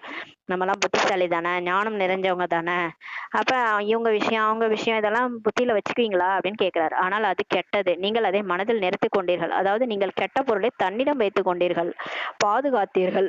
புரிந்து கொள்வது வேறு பொருள், நிறைத்துக் கொள்வது என்பது இன்னொரு பொருள்ன்ற சொல்றாரு. புரிஞ்சுக்கிறது கரெக்டு, புரிஞ்சுக்கணும். ஏன்னா புரிஞ்சுக்கலன்னா என்ன பண்ணிடுவோம்? ஏமாந்துருவோம். புரிஞ்சுக்கிறது கரெக்டு, ஆனா அதே மனசுக்குள்ள போய் ஸ்டோர் பண்ணிக்கிறது தப்புன்றாரு. அதை நிறைச்சு கொள்வது இன்னொரு பொருள். புத்திசாலி ஆவதும் சரிதான், ஆகுங்கள், ஆனால் நிறைத்து கொள்ளாதீர்கள்ன்றாரு. புத்திசாலியா கண்டுபிடிச்சிட்டீங்க இவங்க கெட்டவங்கன்றத, பரவாயில்ல. ஆகுங்க. ஆனா அவங்க செஞ்சதெல்லாம் மனசுக்குள்ள ஸ்டோர் பண்ணி வச்சுக்காதீங்கன்றார். இவரோ இப்படித்தான், இதை நிறுத்திக் கொண்டீர்கள். இது போல புரிந்து கொண்டு விவகாரத்தில் வருவது என்பது புத்திசாலித்தனம் ஆகாதுன்றாரு. அவங்க மாறவே மாட்டாங்க, அப்படிதான் இருப்பாங்கன்ட்டு எப்பயுமே நினைச்சிட்டு இருக்க கூடாது. ஏன்னா அவங்க மாறவும் சான்ஸ் இருக்குல்ல. கடவுள் டிராமால அவங்களுக்கு ஏதாவது ஒரு டெஸ்ட் பேப்பரை கொடுத்து அவங்கள திருத்துவாரு. நமக்கு நம்ம வந்து பாபாட்ட சொல்லிட்டு அதை மனசுல இருந்து எடுத்துடணும். அவரு அதை எப்படியாவது ஏதாவது ஒரு சூழ்நிலை கொண்டு வந்து அவங்கவுங்கள திருத்துவார். ஏன்னா இது எல்லாரும் திருந்தி தூய்மையாகி தான் பறந்தவன் போயாகணும். அதனால எந்த ஆத்மாவையும் அவங்க கெட்டவங்கன்ட்டு மனசுல வச்சுக்காதீங்க. பாப்தாதா சோதித்து பார்த்தார். இப்போது சமயம் அப்படியே சமீபத்தில் வந்துவிட போவதில்லை. அது தானாவே சமயம் வராது. இப்ப விநாசம் நடக்கணும்னா தானாவே டக்குன்னு வந்துடாதுன்றார். நீங்கள் அருகில் கொண்டு வர வேண்டும்ன்றார். உங்களோட ஸ்திதி தான் இப்ப வந்து விநாசத்தையே கொண்டு வரணும். நீங்க தான் கிட்டக வந்து விநாசத்தை கொண்டு வரணும். நம்மளதான் சமயத்தை சொர்க்கத்தை சீக்கிரம் கொண்டு வரணும்ன்றாரு. அநேகர் கேக்குறாங்க, கொஞ்சம் சமிஞ்சை கொடுங்களேன், 10 வருஷம் ஆகுமா 20 வருஷம் ஆகுமான்ட்டு. எத்தனை வருஷம் ஆகும்ட்டு பிகேஎஸ் கேக்குறாங்க. பிகேஎஸ் தானே கேட்பாங்க, வேற யார் கேட்பாங்க? சொல்லுங்களேன் பாபா, சொர்க்கம் எப்போ வரும்? 10 வருஷத்துல வருமா 20 வருஷத்துல வருமான்ட்டு கேக்குறாங்க. ஆஹா, பாபா குழந்தைகளிடம் கேள்வி கேட்கிறாரு. பாபா நம்ம அவரை கேட்டா அவர் நம்மள கேட்கிறாரு. பாபாவிடமும் நிறைய கேள்விகள் கேட்கிறார்கள் இல்லையா? பாபா உடனே ஒரு கேள்வி கேட்கிறார். ஆக இப்போது குழந்தைகளிடம் பாபா கேள்வி கேட்கிறார். சமயத்தை சமீபத்தில் கொண்டு வருபவர் யார்? டைம் வந்து எப்ப பாபா வரும், விநாசம் எப்போ வரும், சொர்க்கம் எப்போ வரும், 10 வருஷமா அப்படின்ட்டு நம்மள கேக்குறாங்களே. இப்ப சமயத்தை டைம் கிட்டக்க கொண்டு வர்றவங்க யாரு? டிராமா இருக்கிறது, ஆனால் நிமித்தமாக இருப்பது யாரு? டிராமான்ட்டு சொல்றாங்க. டிராமா கொண்டு வரும். டிராமா இன்ச் பை இன்ச் நவுறுது, பேன் மாதிரி டிக் டிக்னு நவுறுது. ஆனா அந்த டைமை கொண்டு கிட்டக கொண்டு வரவங்க, சமீபத்துல கொண்டு வரவங்க கருவியாக இருக்கிறது யார்? உங்களது ஒரு பாடலும் உள்ளது, கிஸ்கே ரோக்கே ருக்கா ஹை சவேரே. அதாவது விடியல் யாருக்காவது காத்திருக்குமா அப்படின்ட்டு ஒரு பாட்டு கூட இருக்குது. பாடலும் உள்ளது இல்லையா? ஆக விடியலை கொண்டு வருபவர் யார்? இப்ப இரவு வருது, இரவு வருது, உடனே பகல் வருது இல்லையா? பகல் யாருக்கா காத்துட்டு இருக்குமா? இரவு முடிஞ்ச உடனே பகல் வந்துடும். சூரியன் வந்த உடனே வெளிச்சம் வந்துடும், பகல் வந்துடும். அப்ப விடியல் அதே மாதிரிதான் ஞான சூரியன் வந்துட்டாரு. ஞான சூரியன் வந்தா கண்டிப்பா வந்து சொர்க்கம் வந்துடும் பூமியில. ஞான சூரியனே வரும்போது சொர்க்கம் வராதா? அவர் வந்து ரெடி பண்ணிடுவாரு, எல்லாரையும் ரெடி பண்ணி கொண்டு வந்துருவாரு கிட்டக. அப்ப விடியலை கொண்டு வருவாங்க யாரு? நம்ம தான் கொண்டு வரோம். விநாசம் செய்பவர்களோ துடித்து கொண்டிருக்கிறாங்க. ஆனா உலகத்தையே அழிக்கணும்ட்டு எல்லாரும் என்ன பண்ணிட்டு இருக்காங்க? ஆட்டபாம் கண்டுபிடிக்கிறது ரெடியா இருக்கிறாங்கன்றாரு. விநாசம் செய்யட்டுமா விநாசம் செய்யட்டுமா அப்படின்ட்டு கேட்டுனுக்குறாங்க. ஆனால் புது உலக படைப்பு காரியம் செய்பவர்கள் அவ்வளவு தயார் நிலையில் இருக்கிறீங்களா அப்படின்னு கேக்குறாரு. அவங்க ரெடியா இருக்கிறாங்க ஒரு பக்கம், சங்கரர் மூலமா விநாசம்ன்ற மாதிரி விநாசம் செய்ய ரெடியா இருக்கிறாங்க உலக அழிக்கிறதுக்கு. ஆனா நம்ம இங்க ரெடி ஆகல. புது உலக படைப்புக்காரையும் லேட் ஆகி தள்ளி தள்ளி போகுது, தள்ளி தள்ளி போகுது. அவ்வளவு தயார் நிலையில் இருக்கிறீங்களான்னு நம்மள கேக்குறாரு. பழையது அழிந்து விட்டது, ஆனால் புதிய படைப்பு நடைபெறவில்லை என்றால் என்னவாகும்ட்டு சொல்றாரு. புது வீடு கட்டிட்டோம், ஆனா வந்து இந்த இன்னும் வந்து பழைய வீட்டுல இருந்து எல்லாம் ரெடி ஆகல. நம்ம எல்லாத்தையும் ரெடி பண்ணி எடுத்துட்டு போய் அங்க அங்க போய் வச்சு நம்ம குடுத்தனம் நடத்துறதுக்கு நம்ம ஒன்றும் ரெடி ஆகலைன்னா அப்புறம் எப்படி புது வீடு ரெடி ஆகும்? அதான் பாபா சொல்றாரு. இப்ப பழச அழிச்சிட்டோம், விநாசம் பண்ணிடலாம். ஆனா புதுசா இப்ப ஒரு சொர்க்கம் வரப்போகுதுன்னா அங்க போய் வாழ போறவங்க தேவதையா மாறணும். அவங்களுக்குள்ள தெய்வீக குணங்கள் நிறையணும். அந்த மாதிரி ரெடி ஆனாதானே கொண்டு போய் அங்க வைப்பாரு. யாரும் ரெடியாவே ஆகலைன்னா எப்படி அவர் புது உலகத்தை கொண்டு வருவாரு? நம்ம இங்க எல்லாம் அசுர குணங்களே ஒண்ணு இருக்குதுன்னா அவர் எப்படி புது புது உலகத்தை ரெடி பண்ணுவாரு? அதான் சொல்றாரு, நீங்க வந்து ரெடி ஆனாதான் நாங்க புது படைப்பு அங்க வந்து நடைபெறும்ன்றாரு. அதனால் பாப்தாதா இப்போது தந்தைக்கு பதிலாக டீச்சர் ரூபத்தை தாரணை செய்கிறார். பாபா இன்னைக்கு வந்து டீச்சரா வந்துட்டாரு. வீட்டு பாடம் கொடுத்துருக்காரு இல்லையா? நமக்கு கொடுத்தாரு, ஞாபகம் இருக்குதா? போன வாரம் கொடுத்தாரு. யாருக்குமே ஞாபகம் இல்ல. யார் வீட்டு பாடம் தருகிறார் தெரியுமா? டீச்சர் கொடுக்கிறாரு. கடைசியில் உள்ளது சத்குருவின் பாகம். இப்ப நமக்கு டீச்சரா வந்திருக்கிறாரு. ஃபர்ஸ்ட் தந்தையா வந்து நம்மளை செலக்ட் பண்ணிட்டாரு, தத்து எடுத்துட்டாரு. தத்து எடுத்து இப்ப டீச்சரா பாடம் எடுக்கிறாரு, ஹோம்ஒர்க் கொடுத்துருக்கிறாரு டீச்சரா. கடைசியில சத்குருவா மாறிடுவாரு. சத்குருவா இருந்து கூட்டிட்டு போவார் கூடவே. எனவே தன்னைத்தான் இப்ப கேளுங்க, சம்பன்னம் மற்றும் சம்பூர்ண ஸ்டேஜ் எதுவரை அமைந்துள்ளது? இப்ப நான் எந்த அளவுக்கு சம்பன்னம் ஆயிருக்கேன், எல்லா குணங்கள்லயும் ஞானத்திலையும் சக்திகள்லையும். எந்த ஒரு டெஸ்ட் பேப்பர் வந்தாலும் நான் சமாளிக்கிறேன். எல்லா பிரச்சனைகளையும் நான் தாண்டி போறேன். அந்த அளவுக்கு நான் சம்பூர்ணமா இருக்கிறேனா அப்படின்ட்டு செக் பண்ணுங்க. சப்தத்தை கடந்து செல்வது, சப்தத்திற்குள் வருவது இரண்டும் சமமாக உள்ளனவான்ட்டு பாபா கேக்குறாரு. அடிக்கடி அந்த பயிற்சி செய்ய சொல்லுவாரு. ஒரு செகண்ட் பறந்தாமோ அப்புறம் திரும்ப உடம்புக்குள்ள வந்துடணும். ஒரு நிமிடம் சப்தத்தை கடந்து பறந்தாம போயிடணும். பாபாட்ட இருக்கணும். அப்புறம் திரும்ப அங்கேருந்து வந்து உடம்புல வந்துடணும். இந்த பயிற்சி நல்லா சகஜமாக செய்கிறீங்களான்னு கேட்குறாரு. எப்படி சப்தத்திற்குள் வருவது எப்போது விரும்புகிறீர்களோ அது சுலபமாக உள்ளதா, அது போல சப்தத்திலிருந்து விலகி அப்பால் செல்வதும் எப்போது விரும்புகிறீர்களோ எப்படி விரும்புகிறீர்களோ அப்படியே நடைபெறுகிறதா அப்படின்ட்டு செக் பண்ண சொல்றாரு. ஒரு வினாடியில் சப்தத்தில் வரணும், ஒரு வினாடியில் சப்தத்தை கடந்து சென்று விடணும். இவ்வளவு பயிற்சி உங்களுக்கு இருக்குதா? இதெல்லாம் பண்ணாம பாபா 10 வருஷம் ஆகுமா 20 வருஷம் ஆகுமா எப்ப பாபா சொர்க்கம் வரும் அப்படின்னு கேக்குறீங்க, நீங்க ரெடி ஆயிட்டீங்களா அப்படின்னு கேக்குறாரு. ஒரு செகண்ட்ல சப்தத்துல வரணும், உடம்புக்குள்ளார வரணும். ஒரு செகண்ட் உடம்புல இருந்து ஆத்மா வெளியே போய் பரந்தாம போயிடணும், சப்தத்தை கடந்து பரந்தாமத்துக்கு போயிடணும். இந்த பயிற்சி அடிக்கடி செய்றீங்களா? டிராஃபிக் கண்ட்ரோல் கொடுத்துருக்காருல்ல, ஒரு நாள்ல எத்தனை தடவை இந்த பயிற்சி செய்றீங்க? எப்படி சரீரத்தின் மூலம் எப்போது விரும்புறீங்களோ எங்கே விரும்புறீங்களோ அவ்வாறு செல்ல முடிகிறது இல்லையா?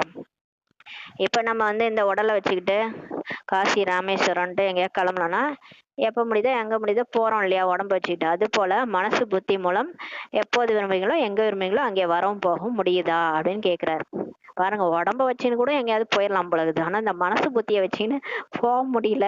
மனசும் புத்தியும் ஒரே கரெக்ட் ஆயிருக்குது, கீழே தான் இருக்குது, மேல போக மாட்டுது. அதான் கேக்குறாரு, உடம்ப வச்சுக்கிட்டு எங்கெங்கயோ போறீங்களே, டக்குன்னு சொன்னதும் கிளம்பிடுறீங்க. மனசு புத்திய வச்சுட்டு ஒரு செகண்ட் பறந்தாம போறீங்களா? பறந்தாம சொர்க்கம் சுத்திட்டு வரீங்களா? எங்க விரும்புறீங்களோ அங்க வரவும் போகவும் முடியுதா? மனசு புத்தி கண்ட்ரோல் இருக்கா அப்படின்னு கேக்குறாரு. ஏனென்றால் கடைசியில் யார் ஒரு வினாடியில் எதை விரும்புகிறாரோ, எப்படி விரும்புகிறாரோ, என்ன கட்டளையிட விரும்புகிறாரோ அதில் வெற்றி பெற வேண்டும்ட்டு பாபா சொல்றாரு. ஏன்னா இது வந்து இதெல்லாம் டெஸ்ட் பேப்பர் கடைசியில வரும். இதான் நஷ்டம் மோகா. இப்போ ஒரு வினாடியில நம்ம வந்து கடைசி நிமிஷம் யார் ஒரு வினாடில எதை விரும்புறாங்க, எப்படி விரும்புறாங்களோ, என்ன கட்டளையிட விரும்புறாங்களோ அதுல வெற்றி அடையணும்ன்றாரு. விஞ்ஞானிகளும் கூட இதே முயற்சியை தான் செஞ்சிட்டு இருக்கிறாங்க. சகஜமாகவும் இருக்க வேண்டும் மற்றும் குறைவான சமயத்தில் நடந்து விட வேண்டும்ட்டு சயின்டிஸ்ட் கூட இந்த முயற்சி தான் செய்யறாங்க. அதாவது அதாவது டைம் தானே அவங்க இப்போ வந்து நம்ம துணி துவைக்கிறோம், அவ்வளோ கஷ்டப்பட்டு ரொம்ப நேரம் துவைக்கிறோன்ட்டு தான் வாஷிங் மிஷின் கண்டுபிடிச்சாங்க. வாஷிங் மிஷின் ஒரு மணி நேரத்தில் டக்குன்னு அது டப்பு டப்புன்னு அது முடிஞ்சது இல்லையா, குறைவான சமயத்தில் நடந்துடணும். அந்த மாதிரி தான் அவங்க முயற்சி பண்ணுறாங்க. இப்போ வீடு துடைக்கிற மிஷின்லேருந்து எல்லாமே வந்துருச்சு இல்லையா, அதாவது ஃபாஸ்ட்டாகவும் செய்யணும், சீக்கிரமாகவும் செய்யணும், சகஜமாகவும் செய்யணும். அந்த மாதிரி எல்லாத்தையும் இப்போ சமையல் பண்ணுறதுக்கே ஒரு மிஷின் வந்துருச்சு, அதெல்லாம் கண்டுபிடிச்சிட்டு இருக்கிறாங்க. அதில் இன்க்ரீடியன்ஸ்லாம் போட்டால் அது சமைச்சிரும். அது என்ன அதில் வர அந்த எதை ஃபர்ஸ்ட் போடணும் எதை செகண்ட் போடணும் அது எல்லாமே அதுவே பண்ணிக்கும். அந்த மாதிரி மிஷின்லாம் இப்போ கண்டுபிடிச்சிட்டாங்க. நம்ம சமைக்கிறதுக்கு கூட ஒரு ஆளே தேவையில்லப்படுது, அதுக்கும் ஒரு மிஷின் கண்டுபிடிச்சிட்டாங்க. ஆக அந்த மாதிரி ஸ்திதி உள்ளதா அப்படின்னு கேட்குறாரு. இப்போ சயின்டிஸ்டே அந்த மாதிரி எந்த டைம் எந்த இதை செய்யணும், அதை பண்ணணும் இதை பண்ணணும் அதுக்கெல்லாம் கண்டுபிடிக்கிறாங்க. அது மாதிரி உங்களுடைய மனசு புத்தி உங்க ஸ்திதியில கரெக்டா இருக்குதா, எங்க நீங்க விரும்புறீங்களோ எந்த இடத்துல கட்டளையிட விரும்புறீங்களோ அந்த இடத்துல வெற்றி பெறணும். அந்த மாதிரி உங்களால முடியுமா? நிமிஷங்கள் வரை வந்திருக்கிறீர்களா, வினாடி வரை வந்திருக்கிறீர்களா, எது வரை வந்து சேர்ந்துக்கிறீங்கன்னு கேக்குறாரு. இப்ப மனசு ஒரு செகண்ட் பறந்தாம போக சொன்னா இப்போ உடனே போகுதா, ஒரு நிமிஷத்துல போயிடுதா, இல்ல ஒரு வினாடி எடுத்துக்குதா, எது வரை வந்து சேர்ந்துக்கிறீங்கன்னு கேக்குறாரு. எப்படி லைட் ஹவுஸ் ஒரு வினாடியில் ஆன் செய்ததும் தனது ஒளியை பரப்புது இல்லையா, அது போல நீங்கள் ஒரு வினாடியில் லைட் ஹவுஸ் ஆகி நாலாப்புறமும் ஒளியை பரப்ப முடியுமா அப்படின்னு கேக்குறாரு. எவ்வளவு கேள்வி கேக்குறாரு பாருங்க பாபா.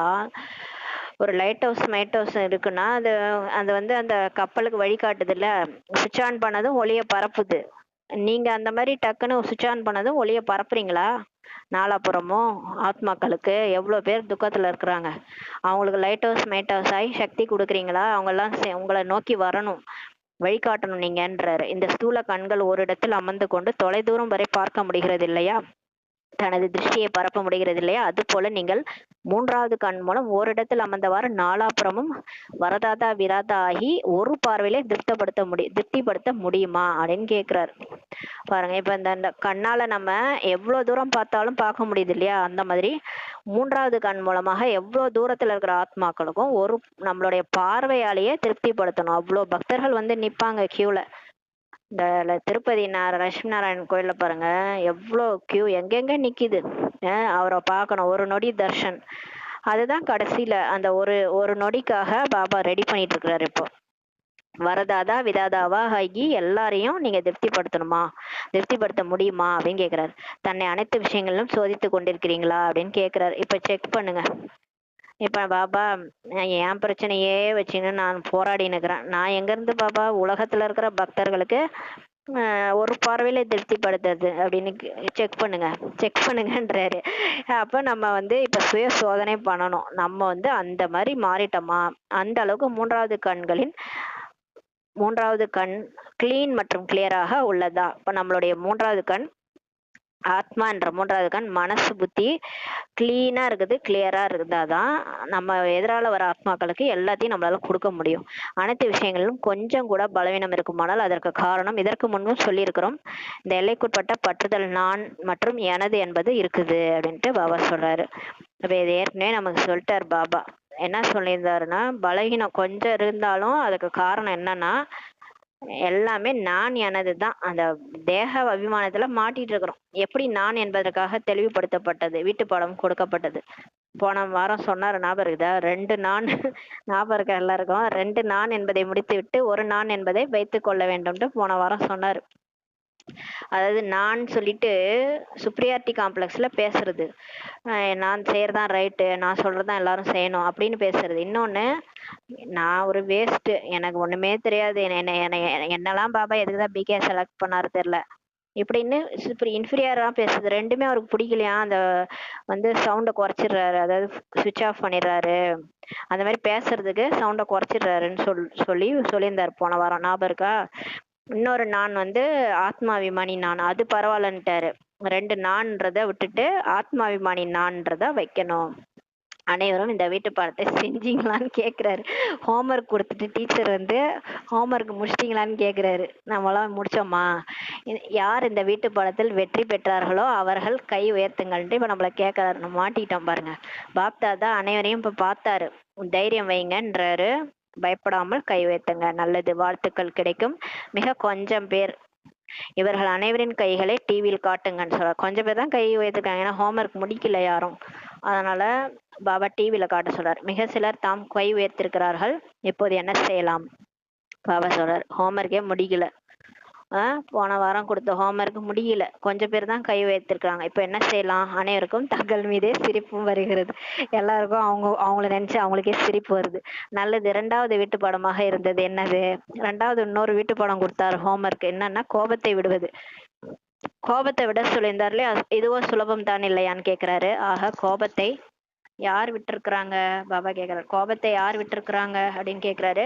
இவ்வளவு நாளாக கோபப்படவே இல்லையா? இதில் அநேகர் கை உயர்த்தினாங்க, இதில் கொஞ்சம் அதிகம் உயர்த்தினாங்க. யார் கோபப்படவில்லையோ அவர்கள் அக்கம் பக்கம் இருப்பவர்களிடம் கேட்போம். யார் கை உயர்த்தினார்களோ அவர்கள் எழுந்து நில்லுங்கள்ட்டு சொல்றாரு. நல்லது. அதிகம் உள்ளனர், கோபப்படவில்லையா? சங்கல்பத்தில் மனதில் கூட கோபம் வந்ததா அப்படின்னு கேக்குறாரு. சரி, வாயில வரல, எண்ணத்துல வந்ததா கோபம்? பிறகும் வாழ்த்துக்கள் சொல்றாரு. மனசில் வந்தது, வாயினால் கோபத்தை காட்டவில்லை என்றாலும் கூட வாழ்த்துக்கள். மனசுல கோபம் இருந்தது பாபா, வாயில நான் கோபப்படல அப்படின்னு சொன்னா கூட பாபா வாழ்த்துக்கள் சொல்ற. பரவாயில்ல, அந்த அளவுக்கு நம்ம கண்ட்ரோல் பண்ணியிருக்கோம் கோபத்தன்ட்டு சொல்றாரு. மிக நன்று. ஆக நீங்களே ரிசல்ட்டின் கணக்குப்படி பாருங்கள். ஸ்தாபனையின் காரியம் தன்னை சம்பனமாக்குவது மற்றும் சர்வ ஆத்மாக்களுக்கும் முக்தியின் ஆஸ்தி கொடுப்பது. பாருங்க, இன்னும் ஏன் சொர்க்கம் வரலன்ட்டு கேக்குறீங்கல்ல. நீங்க முழுமையடையணும், மற்ற ஆத்மாக்களுக்கும் முக்தியின் ஆஸ்தி கொடுப்பது. இது நிறைவடைந்துள்ளதான்னு நம்மள கேக்குறாரு. தன்னை ஜீவன் முக்தி சுரூபமாக்குவது மற்றும் ஆத்மாக்கள் அனைவருக்கும் முக்தியின் ஆஸ்தி கிடைக்க செய்வது, இதுதான் ஸ்தாபனை செய்யும் ஆத்மாக்களின் சிரேஷ்ட கர்மம்ட்டு சொல்லிட்டார் பாபா. நீங்க தான் கொண்டு வரணும், நேரத்தை சமீபத்துல நீங்க தான் கொண்டு வரணும். நீங்க உங்களை நீங்களே ஜீவன் முக்தி சுரூபமா மாத்திக்கணும். அதாவது ஜீவன் முக்தி சுரூபம்னா உடல்ல இருந்துகிட்டே எல்லாத்துல இருந்து முக்தி அடைந்த நிலை. சொர்க்கத்துல தேவதைகள் எப்படி இருப்பாங்க அந்த மாதிரி உடல்ல இருந்துகிட்டே ஆசை என்றால் என்னவென்றே தெரியாத நிலையில, காமம் கோபம் பற்று ஆசை அகங்காரம் இல்லாத நிலை, உடல் அபிமானமே இல்லாத ஆத்ம நிலையில நம்ம ஜீவன் முக்தி சுரூபமா உடல்ல இருந்தே வாழணும். இப்ப வாழ்க்கையே அப்படிதான் இருக்கணும், சரளமா இருக்கணும், சகஜமா இருக்கணும், பாபா நினைவுல இருக்கணும். நம்மளை பார்த்தே எல்லாருக்கும் இவங்க என்ன இவ்வளவு ஈஸியா டேக் கேரா எடுத்துக்கிறாங்க, ஈஸியா இருக்கிறாங்க அப்படின்னு சொல்லணும். அந்த மாதிரி மாறினாதான் நம்ம ஜீவன் முக்தி ஸ்வரூபத்துக்கு வந்துட்டோம். அந்த மாதிரி வந்துட்டோம். அப்புறம் எல்லாருக்குமே நம்ம முக்தியின் ஆசையை கிடைக்க செய்யணும். இதுதான் ஸ்தாபனை செய்யும் ஆத்மாக்களின் சிரேஷ்ட கர்மம்ட்டாரு. ஆக பாப்தாதா அதனால்தான் இப்ப கேக்குறாரு, சர்வ பந்தனங்களில் இருந்தும் விடுபட்ட ஜீவன் முக்தி ஸ்டேஜுக்கு சங்கமயுகத்தில் தான் சென்று சேர வேண்டுமா அல்லது சத்தியுகத்தில் சென்று சேர வேண்டுமான்ட்டு கேக்குறாரு. இப்ப நம்ம பாபா கேக்குறாரு, நீங்க வந்து எல்லாத்துல இருந்து விடுபட்ட ஜீவன் முக்தி ஸ்டேஜுக்கு இப்பவே மாறணுமா, இல்ல சொர்க்கத்துல போய் மாறணுமான்னு கேக்குறாரு. சங்கமேகத்தில் சம்பன்னமாக வேண்டுமா அல்லது அங்கேயும் ராஜயோகம் கற்றுக்கொள்ள வேண்டுமான்னு கேக்குறாரு. இங்கேயே மாறணுமா இல்ல போய் சொர்க்கத்திலயும் நீங்க அங்க போய் ராஜயோகமா பண்ணிட்டு இருப்பீங்கன்னு கேக்குறாரு. அதாவது எக்ஸாம் டெஸ்ட் நடக்கிறதுக்கு முன்னாடி தான் நம்ம வந்து என்ன பண்ணுவோம், படிப்போம். படிச்சுட்டு எக்ஸாம் நடக்கும்போது போய் படிச்சதெல்லாம் எழுதுவோம் இல்லையா, எக்ஸாம் டெஸ்ட் பேப்பர் வந்த பிறகு. அதுக்கப்புறம் பாஸ் ஆகி போயிட்டு டாக்டரோ இன்ஜினியரோ ஆயிடுவோம் இல்லையா. டாக்டர் இன்ஜினியரோ ஆயிட்ட பிறகு படிப்பீங்களா? இன்ஜினியர் ஆயிட்ட பிறகு திரும்ப போய் புக் எடுத்து படிப்போமா, இல்ல டாக்டர் ஆன பிறகு திரும்ப போய் புக் எடுத்து படிப்போமா? கிடையாது இல்லையா. படிச்சு முடிச்சுட்டு அது அப்படியே நம்ம நடத்தையில வந்துரும். அப்படியே டாக்டராவே நம்ம தெரியும், இன்ஜினியராவே நம்ம தெரியும். அந்த மாதிரி ஆயிடுவோம் இல்லையா. இப்ப பாபா சொல்றாரு, நீங்க இங்கேயே தேவதை ஆகணுமா இல்ல அங்க போயிட்டு தேவதை ஆயிட்டு போய் யாராவது உட்காந்து படிச்சுன்னு இருப்பீங்களா ராஜயோகம்னு கேக்குறாரு. சம்பன்னமாகவோ இங்கேதான் ஆக வேண்டும் இல்லையா அப்படின்னு கேக்குறாரு. சம்பூர்ணமாகவும் இங்கேதான் ஆக வேண்டும். எல்லா குணங்கள்லயும் சக்திகளிலும் நிறைஞ்சு ஞானத்தையும் நிறைஞ்சு சம்பன்னமா நம்ம தேவதையா இங்கேயே சம்பன்னா சம்பூர்ணமா ஆகிதான் நம்மளை பார்த்தா பௌர்ணமி நிலவு மாதிரி தெரியணும். அரகுர அமாவாசை இது 3ஆம் பிறை 4ஆம் பிறை மாதிரிலாம் தெரியக்கூடாது. சம்பூர்ண நிலவு மாதிரி நம்மள தெரியணும் பார்த்தா. ஏன்னா சம்பூர்ண சம்பன்னமாக இங்கேதான் ஆத்மா ஆகி போகணும். உடம்பு கிடையாது, ஆத்மா. பாபா சொல்றது ஆத்மா. ஆத்மா மாறினாலே அது முகத்துல தெரியும். முகத்துல கண்கள் மூலமாகவும் நெற்றி மூலமாகவும் வெளிச்சம் தெரியும். ஆத்மாவுடைய வெளிச்சம் தெரியும், தேஜஸ் தெரியும். அது எல்லாருக்குமே பாக்குறவங்களுக்கு தெரியும். நம்மளை நோக்கி எல்லாருமே கவர்ந்திருக்கப்பட்டு வருவாங்க. சங்கமயுக சமயத்தின் கஜானாவும் கூட அனைத்தையும் விட பெரியதிலும் பெரிய கஜானா ஆகும்ட்டு பாபா சொல்றாரு. இந்த டைம் கஜானா இருக்குல்ல, இப்ப நமக்கு கிடைக்கிற இந்த சங்கமயுக டைம் உடைய கஜானா கூட எல்லாத்த விட பெரியதிலும் பெரிய கஜானா. ஆக விடியல் யாருக்காகவாவது காத்திருக்குமா, நீங்களே சொல்லுங்கன்றாரு. இப்போ நீங்க ரெடி ஆயிட்டீங்கன்னா, நீங்க ரெடி ஆயிட்டு எல்லா தேவதைகளும் ரெடியா இருக்கிறீங்க அப்படின்னா சொர்க்கம் வர லேட் ஆகுமா அப்படின்னு கேக்குறாரு. யாருக்காக காத்துட்டு இருக்கு சொர்க்கம்? யாருக்காக காத்துட்டு இருக்கு? நமக்காக தான் காத்துட்டு இருக்குன்றாரு. விடியல் யாருக்காக காத்திருக்குமா கேக்குறாரு. சொல்லுங்கள். ஆக பாப்தாதா எதை விரும்புகிறார்? ஏனென்றால் தந்தையின் நம்பிக்கை தீபம் குழந்தைகள் தான். இப்ப பாபா இப்ப நம்மளை எப்படி பார்க்க விரும்புறாரு? எத்தகைய சோதனை டெஸ்ட் பேப்பர் வந்தாலும் ஒரு சொல்லு பாபா பாபான்னுட்டாலே அந்த தேவதை சுரூபம் எமர்ஜ் ஆயிடும் இல்லையா. எந்த ஒரு சூழ்நிலை வந்தாலும் சரி பயப்படாதீங்க, பாபாவுடைய நம்பிக்கை தீபம் நம்ம தான்றாரு. எனவே உங்களது கணக்கை சோதிச்சு பாருங்க, நன்றாக சோதிச்சு பாருங்க. அநேக குழந்தைகளை பார்க்கும்போது அவர்கள் மகிழ்ச்சியாக நேரத்தை போக்கிக்கிட்டு இருக்கிறாங்க. சில குழந்தைகள் இருக்கிறாங்க, அவங்க எப்படி இருக்கிறாங்கன்னா ஜாலியா இருக்கிறாங்க. ஜாலியானா பாபாவோட நினைவுல குஷியா அப்படி கிடையாது, மற்ற விஷயத்துல மாயாவுடைய விஷயத்துல குஷியா ஜாலியா இருக்கிறாங்க. செல்போனை யூஸ் பண்ணிக்கிட்டு யூடியூப்பை பார்த்துட்டு அதை பார்த்துட்டு இதை பார்த்துட்டு அப்படி போயிட்டு இருக்குது. மாயா அவங்கள அப்படி வந்து வசப்படுத்தி ஜாலியா போயிட்டு இருக்கிறாங்கன்னு சொல்றாரு. மகிழ்ச்சியாக நேரத்தை போக்கிட்டு இருக்கிறாங்க. பாபா சொல்றதெல்லாம் செய்யறது இல்ல, மத்த விஷயத்தெல்லாம் செஞ்சுட்டு இருக்கிறாங்க. ஜாலியா ஆனந்தமாக சென்று கொண்டிருக்கிறார்கள்ன்றாரு. எது நடந்ததோ நன்றாகவே நடந்தது, இப்போதோ மகிழ்ச்சி கொண்டாடுங்கள்ன்றாரு. சரி பரவாயில்ல பாபா அவங்களையும் எதுவும் சொல்லல, எது நடந்ததோ நன்றாக இருந்தது, இப்போதான் மகிழ்ச்சி கொண்டாடுங்கள். சத்தியுகத்தில் யார் பார்க்க போகிறாங்க? இல்ல இல்ல, இப்படி இப்படி வந்து அவங்க சொல்லிக்கிறாங்களாம். அவங்க என்ன சொல்றாங்கன்னா, எது நடந்ததோ எல்லாம் நல்லா நடந்தது, இப்போ மகிழ்ச்சியா இருங்க. சத்தியுகத்துல யார் பார்க்க போறாங்க? யாருக்கு தெரியும்? அங்க போய் என்ன ஆகும்னு யாருக்கு தெரியும்? எனவே சேமிப்பு கணக்கில் இத்தகையவர்களை மௌஜிலால் மனம் போன போக்கில் நடப்பவர்கள் என்று சொன்னாலும் சரி, மௌஜிராம் என்று சொன்னாலும் சரி, இத்தகைய குழந்தைகளையும் பார்த்தோம். மகிழ்ச்சியாக இருங்கள். மற்றவர்களுக்கும் சொல்கிறீர்கள் என்ன செய்வது? மகிழ்ச்சியாக இருங்கள், உண்ணுங்கள், அருந்துங்கள், மகிழ்ச்சியை கொண்டாடுங்கள், மகிழ்ச்சியாக இருங்கள்ட்டு சொல்றாங்களாம். பாபாவும் அதை தான் சொல்றாரு. இப்ப பாபாவும் அதான் சொல்றாரு. கொஞ்சம் கிடைத்தால் போதுமென திருப்தி அடைகிறீங்க என்றால் கொஞ்சத்திலேயே திருப்தியாகி விடுங்கள். அழிய போகும் சாதனங்களின் மகிழ்ச்சி அல்ப காலத்தினுடையதாக தான் இருக்கும்ட்டு பாபா சொல்றாரு. அவங்க அந்த மாதிரி இருக்கிற ஆத்மாக்கள் இப்ப இப்ப நம்ம சத்தியுகத்துல பார்க்க போறோம், என்ன பதவி அடையறோம் போறோம்ட்டு, பதவிக்காக ஏன் நம்ம டென்ஷன் ஆகணும், இங்க நம்ம ஜாலியா இருப்போம் அப்படின்ட்டு சில குழந்தைகள் சொல்றாங்க. மகிழ்ச்சியா இருங்க, வாழ்க்கை இருக்கிற ஒரு வாழ்க்கைய மகிழ்ச்சியா சாப்பிடுங்க, கொண்டாடுங்க அப்படின்ட்டு சொல்றாங்க. அத கொஞ்சம் கிடைச்சதுலயே அவங்க திருப்தி ஆயிடுறாங்கன்ட்டு சொல்றாரு பாபா. அதனால அழிய போகும் சாதனங்களின் மகிழ்ச்சி அல்ப காலத்தினுடையதாக தான் இருக்குன்றாரு. சதா காலத்தின் மகிழ்ச்சியை விட்டு அல்ப கால சாதனங்கள் மகிழ்ச்சியில் இருக்க விரும்புவீர்களானால் பாப்தாதா என்ன சொல்வார்? அதாவது பாபா வந்து சாதனை பண்ண சொல்றாரு, பாபா நினைக்க சொல்றாரு. அதை விட்டுட்டு இந்த அல்பகால சாதனம் பின்னாடி போயிடுறாங்க. அது முன்னாடி போயிட்டு ஜாலியா இருங்க ஜாலியா இருங்கன்னா இப்படி ஜாலியா இருக்கிறாங்கன்ட்டு சொல்றாரு பாபா. அப்படி இருக்கிறவங்கள நான் என்னன்னு சொல்றது? சமிஞ்சை கொடுப்பார், வேற என்ன செய்வார்? அவரு நமக்கு சொல்றாரு, குழந்தாய், இது மாயாவுடைய இது மாயாவுடைய சாதனம்லாம் என்னது, இந்த செல்போனு இதெல்லாம் வந்து மாயாவுடைய இது, அதுல போய் மாட்டிக்காதீங்கன்ட்டு சமிஞ்சை கொடுக்குறாரு. நீங்க சாதனா பண்ணுங்க, சாதனம் பின்னாடி போகாதீங்கன்ட்டு சமிஞ்சை கொடுக்குறாரு.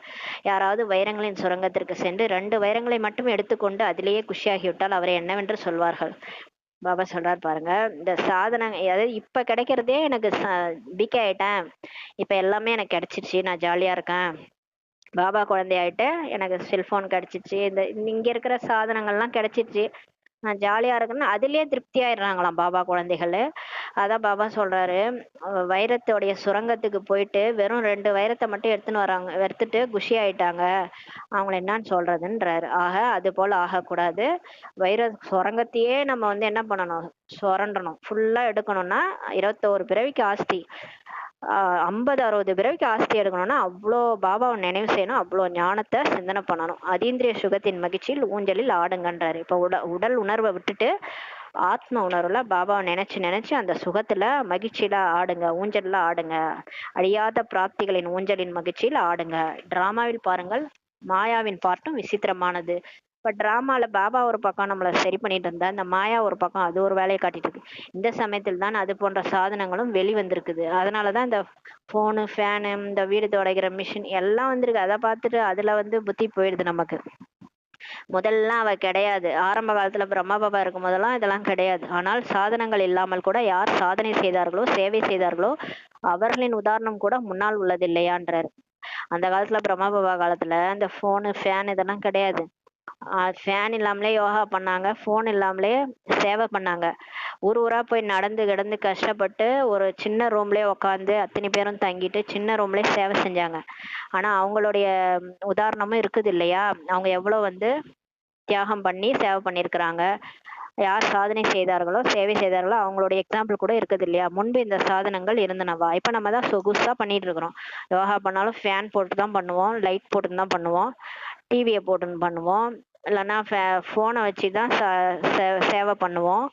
இப்ப எல்லாமே நம்ம வந்து சாதனங்களை வச்சுட்டு பண்றோன்றாரு. ஆனாலும் சேவை எவ்வளவு நடைபெற்றது. முன்னாடி இந்த சாதனம் எல்லாமே கிடையாது, ஃபேன் கூட கிடையாது. அந்த காலத்துல அந்த அஸ்பெஸ்டாஸ் ஷீட்ல தான் உட்காந்து பாபா வந்து முரளிலாம் எடுத்தாரு.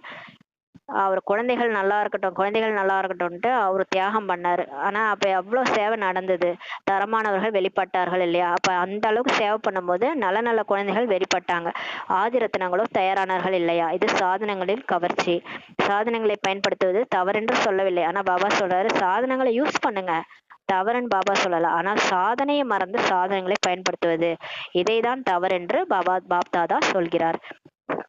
அதாவது நம்ம யோகா பண்ணணும், பாபாவை நினைச்சு நினைச்சு பாவங்களை போக்கணும். பாபா நினைவை காட்டிலும் இந்த போனை பாக்குறது, டிவியை பாக்குறது, அதை பாக்குறது, இதுல போகிறது என்ன ஆகுது, புத்தி வந்து பாபாட்ட போகாம யோகா பண்ணாம சாதனம் பின்னாடி போகிறதுதான் தவறு. சாதனத்தை யூஸ் பண்ணுங்க, ஆனா அதை சேவைக்காக யூஸ் பண்ணணும். ஏதோ ஒரு டைம்க்கு அதையே சார்ந்து இருக்க கூடாதுன்றாரு. சாதனங்கள் வாழ்க்கைக்கான பறக்கும் கலையின் சாதனங்கள் அல்லன்ட்டு சொல்றாரு. ஆதாரமே இல்லை, சாதனையே ஆதாரம்.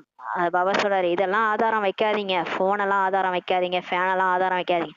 ஒரு நாள் எலக்ட்ரிசிட்டியே கட் ஆயிடும், உலகம் ஃபுல்லா துண்டிச்சிரும், உலகம் ஃபுல்லா செல்போன் ஒர்க் ஆகாது, என்ன பண்ணுவீங்க? அதான் சொல்றாரு, எதையும் நம்பி இருக்காதீங்கன்றாரு. ஆதாரம் வந்து எதையும் நம்பி இருக்காதீங்க, சாதனையே ஆதாரம், யோகா சக்தி தான் கடைசியில ஆதாரம்.